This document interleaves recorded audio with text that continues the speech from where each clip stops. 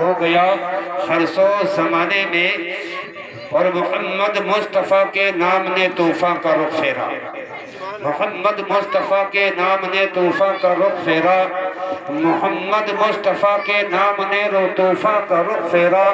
ذرا سا فاصلہ تھا دل کی کشتی ڈوب جانے میں، ذرا سا فاصلہ تھا دل کی کشتی ڈوب جانے میں، اور امیر کارواں بننا تھا جن کو نوجوان ہو کر، امیر کارواں بننا تھا جن کو نوجوان ہو کر، لڑکپن جن کا گزرا بھیڑ اور بکری چرانے میں، لڑکپن جن کا گزرا بھیڑ اور بکری چرانے میں، اور بسط انداز یکتائی بغایت شان زیبائی، بسط انداز یکتائی بغایت شان زیبائی، امی بن کر امانت آمنہ کے گود میں آئی، امی بن کر امانت آمنہ کے گود میں آئی۔ برادران ملت اسلامیہ، میں نعت مصطفیٰ کے دو تین شعر آپ حضرات کی خدمت میں حاضر کر رہا ہوں، اور اس کے بعد میں نے یہ ساتھ کریمہ کی تلاوت کا شرف حاصل کیا، اس کے متعلق کچھ لفظ شائی گفتگو یعنی پیش کروں گا، کیونکہ ممبر کے اوپر علماء تشریف فرما ہے۔ یہ ہمارے بائیں جانب شاعر اسلام حضرت حافظ وقاری افسر رضا لکھیم پوری تشریف فرما ہے، یعنی بڑے خوبصورت انداز میں آپ نعت مصطفیٰ پڑھتے ہیں، بڑی اچھی آواز کے مالک ہیں، اور یہ ہمارے حضرت تشریف فرما ہے، انشاءاللہ نعت مصطفیٰ بھی سنائیں گے، اور تقریر بھی انشاءاللہ حضرت کی آپ حضرات کو ملاحظہ کرنا ہے۔ لہذا دل جوئی کے ساتھ، محبت کے ساتھ میں، کہ محفل میں جس طریقے سے بیٹھا جاتا ہے اس طریقے سے ہم کو اور آپ کو بیٹھنا چاہیے۔ محفل میں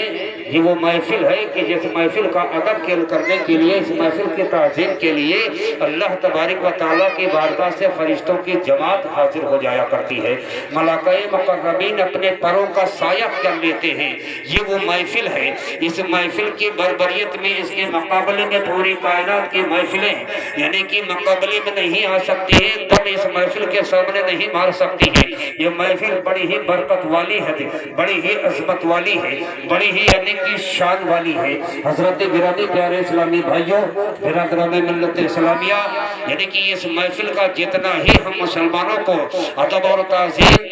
اگر کر لیں تو انشاءاللہ ہمارے اور آپ کی تقدیر میں یعنی کہ چار چاند لگ جائیں گے، ہماری دنیا بھی سمر جائے گی اور آخرت بھی جنگ سمر جائے گی۔ یہ اللہ تبارک و تعالیٰ پیارے اسلامی بھائیوں نہ جانے کون سے ہمارے نیک عمل کے اوپر، کون سے ایسے کام کے اوپر خدا راضی ہو جائے جو ہم کو بخشش کا مغفرت کا پروانہ عطا فرماتا ہے۔ نعت مصطفیٰ کے دو تین شعر ملاحظہ فرمائیں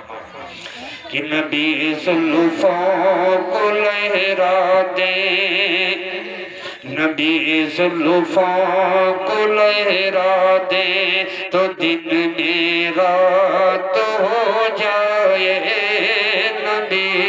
زلفوں کو لہرا دیں، اور نبی زلفوں کو لہرا دیں، نبی زلفوں کو لہرا دیں تو دن میں رات ہو جائے، اور وہ ہنستے رات میں تو نور کی برسات ہو جائے، رات میں تو نور کی برسات ہو جائے، کی زلفوں کو لہرا دے تو دن میں رات ہو جائے۔ اور بڑا ہی خوبصورت شعر ہے، ملاحظہ فرمائیں، توجہ کی ضرورت ہے کہ دیوانے مسکراتے ہیں اور وہاں بھی بھاگ جاتے ہیں، دیوانے مسکراتے ہیں وہاں بھی بھاگ جاتے ہیں، یہ دیوانے مسکراتے وہاں بھی بھاگ جاتے ہیں، وہاں بھی بھاگ جاتے چاہتے ہیں کہ کہیں پر بھی میرے احمد رضا کی بات ہو جائے، کہیں پر بھی میرے احمد رضا کی بات ہو جائے، نبی زلفوں کو لہراتے تو دن میں رات ہو جائے، واسطے رات میں تو نور کی برسات ہو جائے۔ درود پاک پڑھیے، اللہم صلی اللہ سیدنا شفینا حبیبنا مولانا محمد علیہ وسلم صلو علیہ وسلم علیک یا رسول اللہ صلی اللہ علیہ وسلم۔ امام اہل سنت اعلی حضرت عظیم البرکت علیہ رحمت علیہ رضوان اپنی قلم اٹھاتے ہیں اور شعر اخذ کرتے ہیں کہ پل سے اتارو راہ گزر کو خبر نہ ہو، پل سے اتارو راہ گزر کو خبر نہ ہو، جبریل جو پر بچھائیں تو پر کو خبر نہ ہو، جبریل پر بچھائیں تو پر کو خبر نہ ہو، اور کانٹا میرے جگر سے غمے روزگار کا، کانٹا میرے جگر سے غمے روزگار کا، یوں کھینچ لیجئے کہ جگر کو خبر نہ ہو، یوں کھینچ لیجئے کہ جگر کو خبر نہ ہو۔ اور کہتی تھی یہ براق سے اس کی سبق روی، یعنی فارسی کا لفظ ہے، سبق روی کا مطلب رفتار، کہتی تھی یہ براق سے اس کی سبق روی، یوں جائیے کہ گرد سفر کو خبر نہ ہو، یوں جائیے کہ گرد سفر کو خبر نہ ہو۔ میں نے خطبہ مسنہ کے بعد آیت کریمہ کی تلاوت کا شرف حاصل کیا، والذین یبیتون لربہم سجدا وقیاما۔ اللہ تبارک و تعالیٰ نے اپنے کلام پاک میں آیت کریمہ حاصل فرمائی، پروردگار عالم ارشاد فرماتا ہے کہ وہ لوگ والذین یبیتون لربہم سجدا وقیاما، وہ لوگ جو اپنے رب کی عبادت کے لیے راتوں رات قیام میں کھڑے رہتے تھے، اور وہ لوگ جو رب کی یاد میں، رب کی محبت میں، رب کی رضا کے لیے پوری پوری رات اپنے سر کو سجدے میں خم کیے پڑے رہتے تھے۔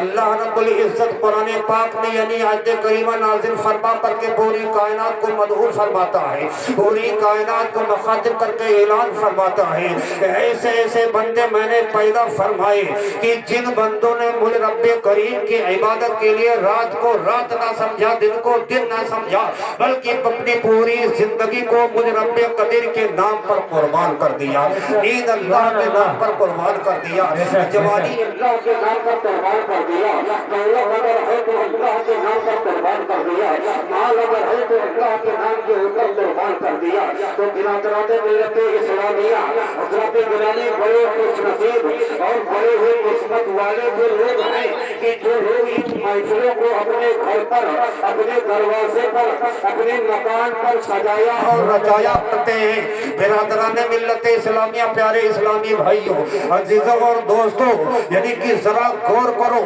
اپنے دل کی کھڑکی کو کھول کر کے یعنی کہ اپنے دل کی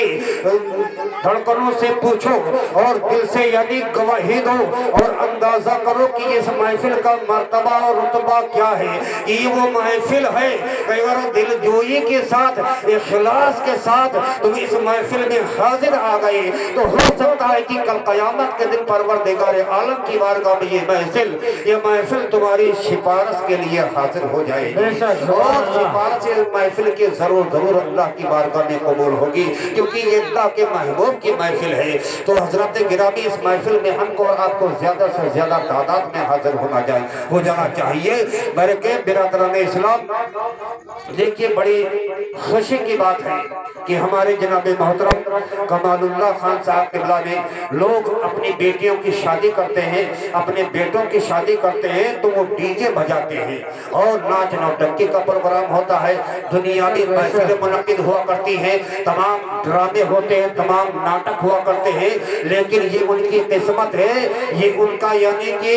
نصیبہ ہے کہ پروردگار عالم نے ان کے دل کے اندر یہ الفت پیدا فرمائی اور یہ محبت اور یہ ذوق اور شوق پیدا فرمایا کہ انہوں نے اپنے دل کے اندر سوچا کہ میں اپنی لڑکی کی بارات کروں گا، میں اپنی لڑکی کی بارات میں یعنی کہ رت جگہ کے دن میرے گھر پر رت جگہ نہیں ہوگا بلکہ محفل میلاد النبی کا پروگرام ہوگا، اور یہ ارادہ یعنی کہ ان کا کامیاب ہو گیا۔ ایسا کامیاب ہوا حضرات گرامی پیارے اسلامی بھائیوں، آج دور حاضر کا معمول یہ بن چکا ہے کہ لوگ بیٹیوں کو بوجھ سمجھ رہے ہیں، لوگ بیٹیوں کو یعنی کہ تحقیر کی نظر سے دیکھتے ہیں، بلکہ بیٹیوں سے کتنا فائدہ ہے مسلمانوں یاد رکھنا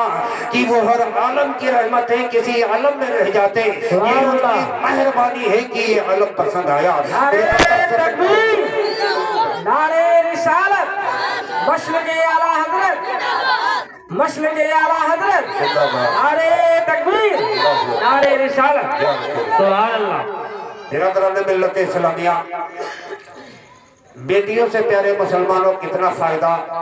تم کو، ہم کو، ساری کائنات کے مومنوں کو کہ بیٹیوں کے بارے میں ہمارے اور آپ کے آقا نبی کونین صلی اللہ تعالیٰ علیہ وسلم کے حدیث پاک میں میرے آقا سرور کونین غیب کا پیغمبر خاتم الانبیاء امام الانبیاء دونوں عالم کے مالک و مختار کہ جن کی شہرت عرش کے اوپر، جن کی رونق فرش کے اوپر اور جن کی شان ہے اتنا اعطینا کل کوثر، میرے آقا صلی اللہ تعالیٰ علیہ وسلم کے پیارے دیوانوں غور کرنا توجہ کی ضرورت ہے کہ آقا کریم صلی اللہ تعالیٰ علیہ وسلم میں ارشاد فرماتے ہیں کہ بیٹیوں سے یعنی کہ پوری قوم کو، قوم مسلم کو، مومنوں کو کیا فائدہ ہے دنیا کے اندر۔ سرکار مدینہ صلی اللہ تعالیٰ علیہ وسلم کا فرمانے عالی شان ہے۔ یعنی اسلامی بھائیوں، بیٹیوں سے ہم مسلمانوں کو کتنا فائدہ ہے، کتنا ہم کو اور آپ کو یعنی کہ اس سے اضافہ ہے ہمارے اعمال میں کہ بیٹیوں کے لیے میری بیٹی جب باپ کے گھر پیدا ہوتی ہے اور اس بیٹی کا یعنی کہ پرورش باپ کرتا ہے، اس کی خدمت باپ کرتا ہے، اس کی یعنی کہ تربیت باپ کرتا ہے،